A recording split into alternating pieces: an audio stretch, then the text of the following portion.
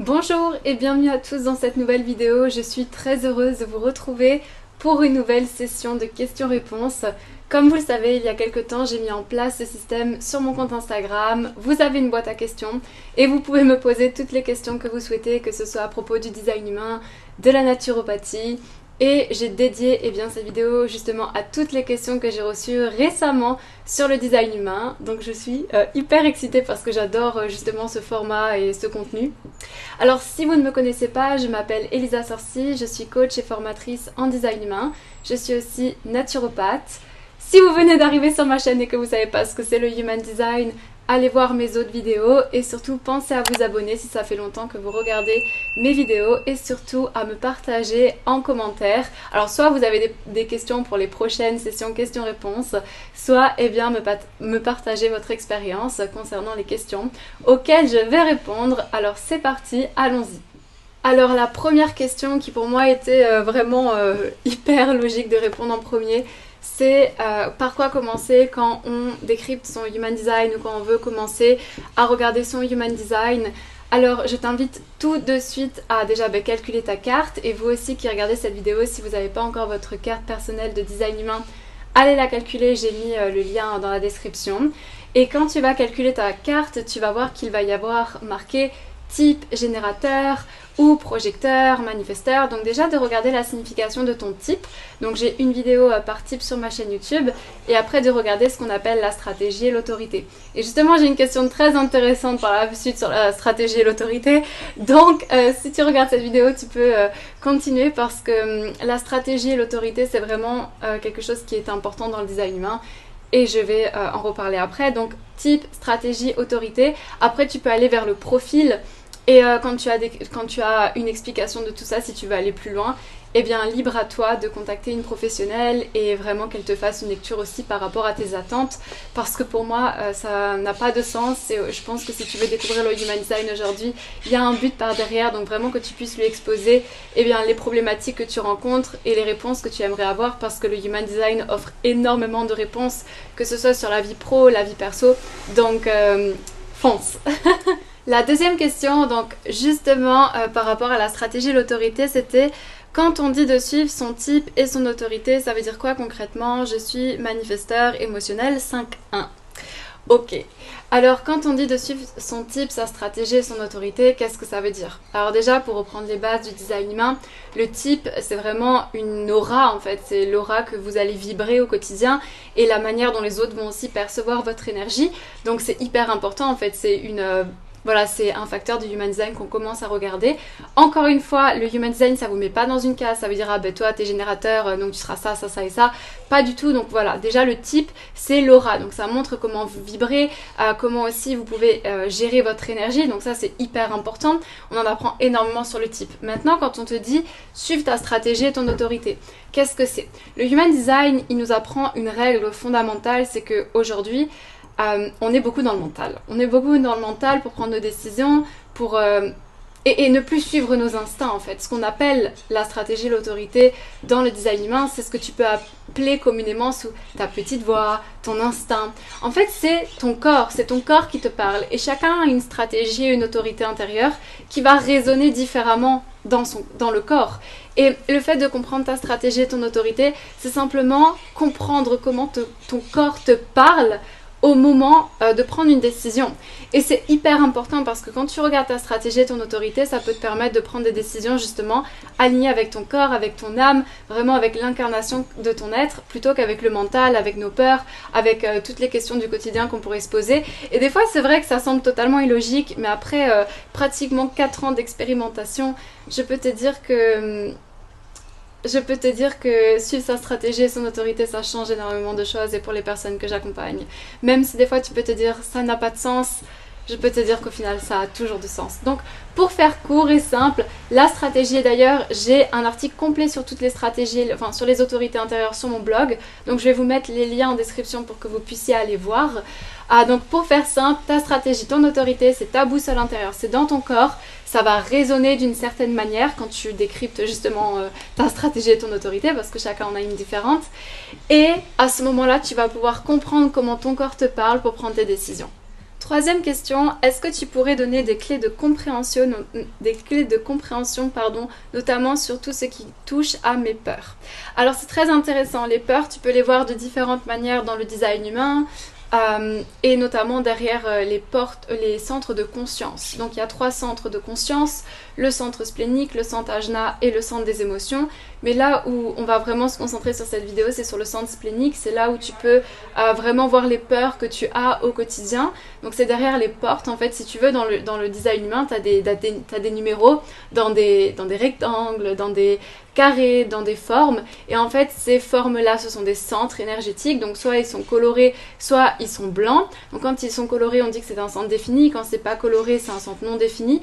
Et les numéros qui sont activés dans le centre splénique, donc je te mets une image juste ici, eh bien ce sont derrière les portes activées, derrière les portes du splénique, il y a les peurs. Et suivant les portes qui sont activées dans ton schéma, au niveau du splénique, eh bien, tu peux comprendre tes peurs. Et justement, j'ai fait un article sur Instagram à ce sujet, donc je le mets dans la description. Et j'ai d'ailleurs fait un article sur toutes les anxiétés et les peurs du design humain, donc notamment à tout ce qui touche les centres de conscience, comme je te disais, le centre splénique, le centre ajna, le centre émotionnel. Derrière, il y a des anxiétés et des peurs, et dans mon Instagram j'en parle. Donc j'ai mis le lien dans la description pour que tu puisses aller voir. Justement, tu prends ton schéma, tu regardes quels numéros sont activés, de toute manière c'est hyper bien expliqué dans la publication. Tu regardes quels numéros sont activés, et derrière ces portes, donc ce qu'on appelle des portes énergétiques, tu te dis ok, ben là j'ai la porte 48 qui est activée, et c'est vrai que la peur derrière la porte 48, eh bien c'est le fait de ne pas être assez, de ne jamais être assez de quelque chose, ok? Donc c'est hyper intéressant. Donc je te laisse aller checker de par toi-même. Quel livre faut-il pour comprendre le Human Design? Alors c'est une très bonne question. Donc j'ai moi 2 livres qui sont régulièrement achetés en fait, qui sont régulièrement promotionnés, qu'on peut voir sur Amazon ou sur d'autres sites où ils sont vendus. Alors moi j'ai acheté celui-ci parce que quand j'ai découvert le Human Design, celui-ci n'était plus en vente. Donc ça c'est vraiment le livre officiel du design, de l'école officielle de Human Design, donc qui est très complet. Et celui-ci c'est un livre d'une personne qui l'a écrit. Alors la différence entre les deux, parce que c'est souvent la question, si tu veux, ce livre, eh bien il est très simple à comprendre mais il est mal traduit. C'est-à-dire que il y a des fois des appellations ou des mots qui ne sont pas exactement ce qu'il devrait être, et du coup tu pourrais un peu t'en mêler les pinceaux, mais sinon il est très facile à comprendre. Et d'ailleurs, avant de vouloir acheter un livre, de te demander aussi qu'est-ce que j'attends du livre. Est-ce que je veux juste m'informer et regarder la signification de mes portes, et puis j'ai pas envie d'aller plus loin que ça dans le design humain? Les deux sont bien en fait, les deux sont bien pour cette question. Celui-là pourra te convenir, mais le mieux c'est quand même de prendre le livre officiel parce qu'il est complet. Après c'est vrai qu'il y a des termes qui sont plutôt compliqués si tu débutes dans le design humain, donc ne soyez pas non plus comme dramatisé entre guillemets par vous dire ok là il y a quand même plein de trucs que je comprends pas. C'est normal aussi, quand on découvre le Human Design, il y a plein de choses à prendre en compte, la stratégie, l'autorité, les planètes, les portes, les centres, il y a tellement d'appellations et de choses à voir. Et en fait si tu veux, dans le livre du design humain, c'est bien détaillé par chapitre dans celui-ci. Donc au moins tu peux y aller step by step, et de toute manière les gens qui apprennent le Human Design en général ils commandent ce livre-là. Donc effectivement en termes de prix, celui-ci il me semble qu'il est à 20 €, je sais pas s'il a augmenté, aux environs de 20 €. Celui-ci 69 ou 79, voilà, moi je l'avais acheté à 69 € il me semble, mais à confirmer, je suis pas du tout sûre de ce que j'avance, donc vraiment allez voir. Mais en tout cas, si tu recherches vraiment des informations claires et concrètes, enfin plutôt concrètes, c'est celui-ci, même si des fois il y a des choses qui sont très subjectives et dans lesquelles il faudrait quelqu'un qui soit justement formé pour te l'expliquer de manière beaucoup plus fluide, et qui, vous savez, quand vous lisez un livre sur le design humain, c'est souvent décomposé en fait, c'est-à-dire qu'on va parler des centres, on va parler des portes, on va parler des types, des stratégies, tout est mélangé, et c'est normal, quand on apprend le Human Design, on apprend par catégorie. Mais le plus important, c'est de savoir comment tout ça fonctionne ensemble. Et Et c'est ça qui est vraiment intéressant parce que quand vous vous dites waouh, mais c'est incroyable, c'est incroyable. Très intéressante cette question, je l'adore, puisque je suis une ligne 5 et en plus vous êtes plusieurs lignes 5 à m'avoir posé à avoir posé des questions durant cette session. Donc à quoi sert le champ de projection qui est autour des lignes 5 et 2? Alors pour commencer avec la ligne 5, quand vous calculez votre profil, vous avez peut-être 3-5, 5-1, 2-5, 5-2, ok, profil, ça c'est vraiment un costume en fait.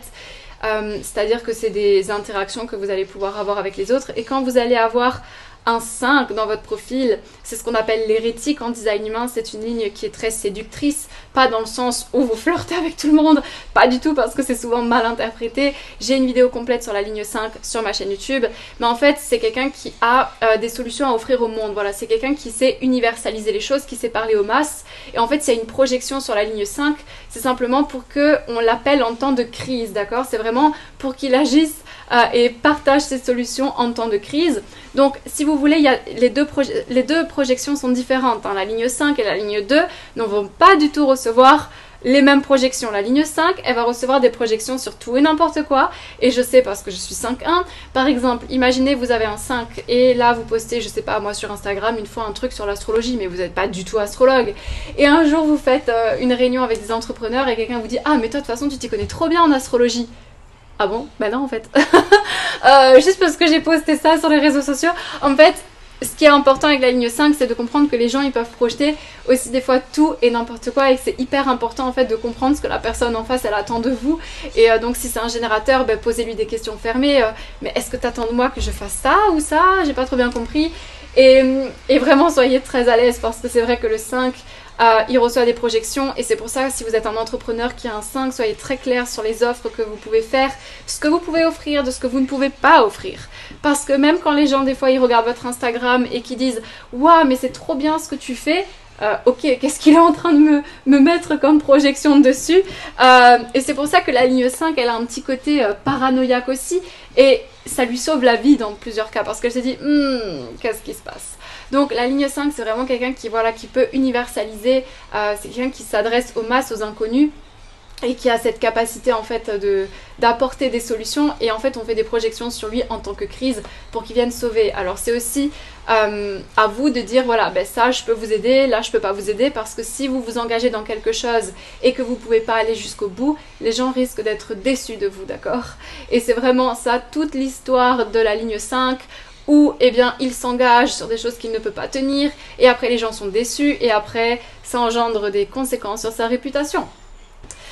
Voilà, donc ça c'est la projection pour la ligne 5. Maintenant la projection sur la ligne 2, c'est complètement différent. La ligne 2, c'est quelqu'un qui est ce qu'on appelle l'ermite en design humain. Alors ne vous fiez pas trop au nom des fois dans le design humain parce que le nom des portes des fois entre la crise, l'oppression, le conflit, on se dit ouh c'est quoi tous ces noms, ça veut dire quoi de moi?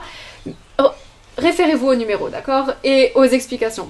Le 2, donc on l'appelle dans le design humain officiel l'ermite, et c'est quelqu'un qui est naturellement talentueux sur certaines choses, d'accord? Et lui, il ne voit pas en fait. Et c'est pour ça que le 2, il peut se sentir souvent incertain parce qu'il se dit, en fait, il doit se partager lui-même. La ligne 1, elle va partager des choses qu'elle a cherché. La ligne 3, elle va partager des choses qu'elle a expérimentées, mais la ligne 2, elle va se partager elle-même. Donc des fois, elle se dit, mais je dois vraiment faire ça? Et du coup, en fait, les gens, ils font des projections sur elle pour qu'elle sorte ses dons.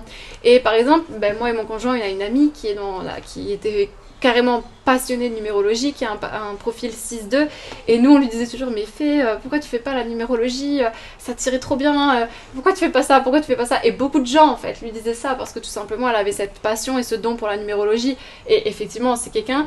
Alors la ligne 2, voilà, quand on le presse, c'est pas forcément bon non plus parce que c'est aussi à lui de choisir son propre timing avec sa stratégie, son autorité. Et l'ermite c'est quand même quelqu'un qui aime sa bulle, c'est quand même quelqu'un qui aime être seul, c'est quand même quelqu'un qui a besoin, voilà, quand il travaille qu'on ne dérange pas, qui a besoin de ses moments seuls, qui lui veut continuer à faire ses trucs qu'il aime, et aussi suivant son design humain.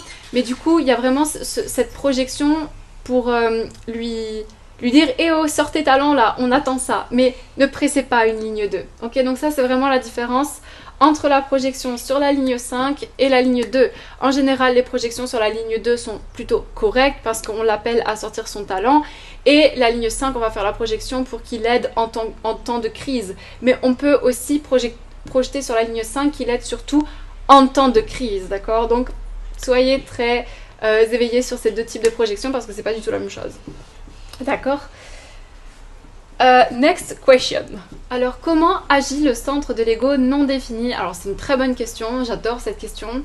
Le centre de l'ego, c'est celui-ci, donc c'est le plus petit centre sur votre schéma, c'est un petit triangle où il y a 4 portes à l'intérieur. C'est le centre de ce qu'on pourrait dire la confiance en soi, mais c'est surtout le cœur égo, c'est la volonté. Alors c'est vrai qu'il y a des gens qui disent quand vous avez le cœur égo non défini, vous n'avez pas de volonté. Je suis pas tellement d'accord avec ça parce qu'il y a d'autres choses dans les designs humains qui peuvent... je vous ai dit, un design humain c'est toutes les informations ensemble, c'est pas une information à part. Donc en fait, si tu veux, quelqu'un qui a le centre de l'ego non défini, et je suis bien placée pour en parler, c'est quelqu'un qui a justement des fois ces manques de confiance en lui. En fait, un centre, quand il est non défini, quand il n'est pas activé dans ton schéma, il faut savoir que l'énergie n'est pas constante. Quand tu as par exemple un centre qui est coloré, l'énergie est tout le temps là pour toi. C'est comme si tu avais quelqu'un qui pédalait tout le temps avec l'énergie et la thématique de ce centre, par exemple le centre sacral qui est le centre de l'énergie vitale, et bien lui, quand il est activé, voilà, la personne elle a de l'énergie parce que le centre fonctionne tout le temps, l'énergie est là, elle est activée. Quand un centre il est non défini, l'énergie elle n'est pas constante en fait, elle est invariable. Un jour il peut avoir hyper confiance en lui, l'autre jour il peut complètement se dévaloriser. Et en fait il faut comprendre que chaque centre, donc les 9 centres, ont des thématiques qui leur sont propres. Et le centre de l'ego c'est vraiment lié à la confiance en soi, à la valeur, à différentes choses. Le cœur égo, d'accord, le will, à la volonté. Et quand il est non défini, alors mes conseils c'est vraiment de vraiment apprendre à te donner de la valeur et surtout à être très à l'aise avec le fait que des fois tu peux vivre des jours où tu vas avoir hyper confiance en toi et peut-être des jours où tu vas peut-être en avoir moins, où tu vas peut-être te dévaloriser, et d'être conscient de ça, de ces vagues en fait, parce qu'on se dit mais pourquoi c'est pas constant chez moi? Et on peut aussi souvent avoir cette manie à ne pas voir sa valeur en tant qu'entrepreneur et à ne pas mettre le juste prix sur ses offres, ou alors tout le temps accepter des choses gratuites, ou accepter par exemple des partenariats qui eux vont nous promettre la visibilité.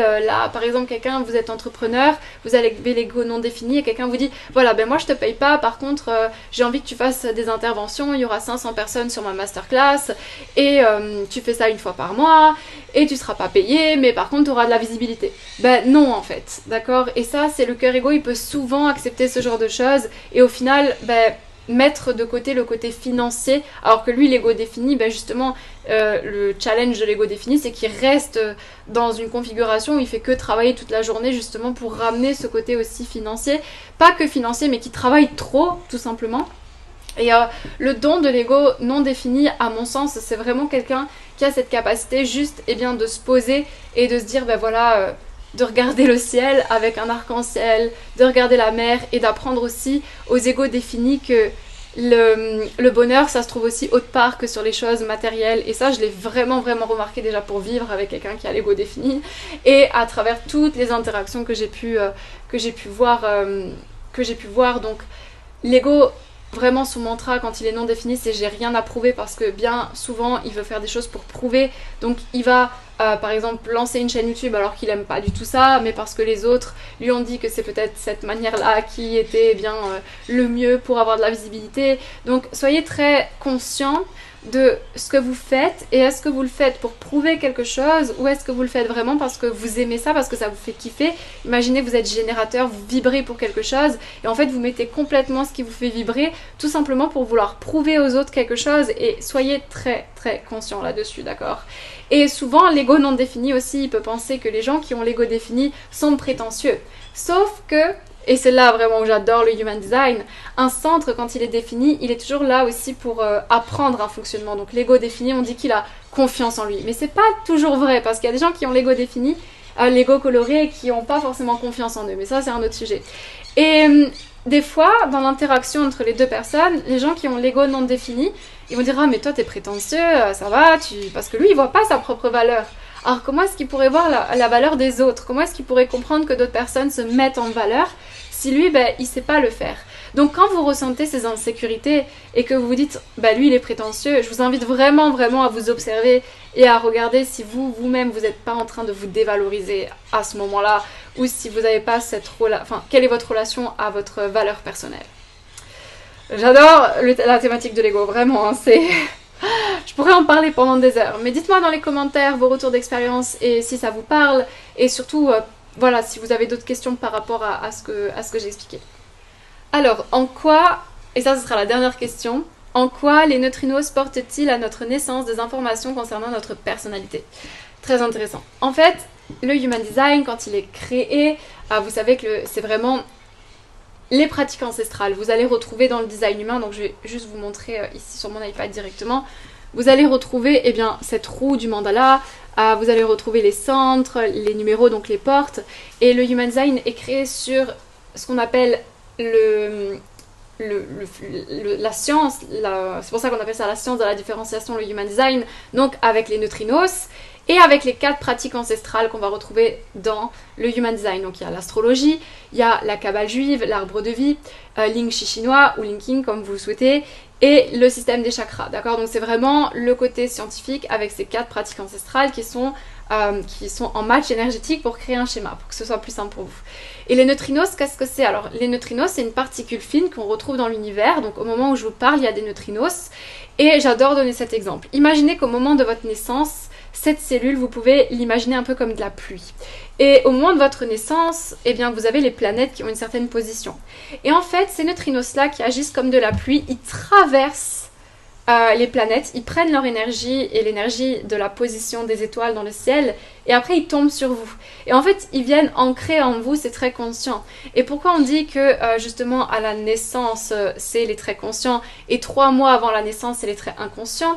Eh bien tout simplement parce que sur la roue du mandala, donc il faut savoir dans le Human Design, la roue du mandala tourne dans le sens inverse des aiguilles d'une montre, d'accord? Le sens inverse des aiguilles d'une montre.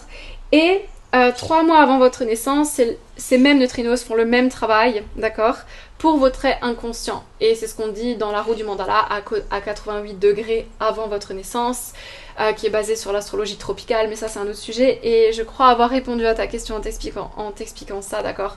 Donc c'est vraiment ce concept de, au moment de ta naissance, on ancre justement ta personnalité. Donc c'est toute la colonne de noir dans ton schéma, c'est tous tes traits conscients. C'est quand on va t'en parler, tu vas dire ah ouais mais ça je me reconnais, c'est quelque chose qui me parle. Et justement le rouge qui est la colonne de rouge dans ton schéma avec les numéros, c'est tous tes traits inconscients qui sont générés 3 mois avant ta naissance, justement par cette histoire de degrés dans le mandala. Donc 88 degrés avant le jour de ta naissance, ces mêmes neutrinos font le même travail. Ils prennent l'énergie de la position des planètes, des étoiles, et ils viennent ancrer en toi justement ce que les étoiles et les planètes donnent. Et le schéma est obtenu justement par ce match énergétique. On va retranscrire les données des neutrinos avec ce système basé sur l'astrologie, l'arbre de vie, les chakras et Ling Chi chinois. Donc c'est hyper intéressant. Après, quand vous débutez dans le Human Design, c'est la première chose qu'on apprend, c'est comment le Human Design a été créé avec son monopole magnétique et d'autres choses. Donc voilà. On vient à la fin de cette vidéo questions-réponses. Vraiment, j'adore ce format en tant que générateur qui se respecte et qui répond à la vie. J'ai décidé de refaire une boîte à questions. Donc j'ai pris les questions les plus pertinentes, celles qui étaient aussi les plus posées. Donc pensez à vous abonner, à me faire vos partages d'expériences en commentaire. Et aussi, comme je disais au début de la vidéo, à poser les questions que vous souhaitez voir dans les prochaines vidéos. Et je vous ai mis tous les liens et des articles que j'ai cités dans la description. Donc sur ce, je vous souhaite une lumineuse journée et je vous dis à bientôt sur ma chaîne YouTube.